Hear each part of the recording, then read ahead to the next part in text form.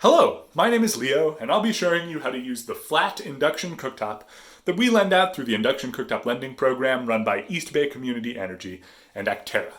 Now, in your cooktop kit, you have a few things. You have a packet of instructions, recipe cards, and a magnet. All of this is yours to keep. You also have the compatible pan and lid and some protective foam. And finally, you have the cooktop itself.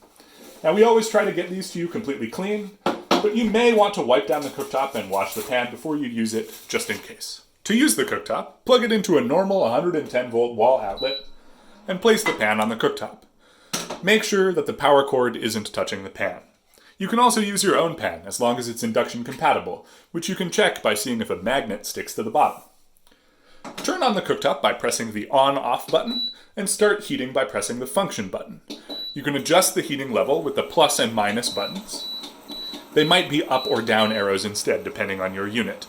It will take you some time to get used to the specific heating levels. We recommend trying lower settings first, lower than you might expect, because these units are quite powerful. You'll also hear a fan noise and a slight buzzing sound. That's completely normal for these units.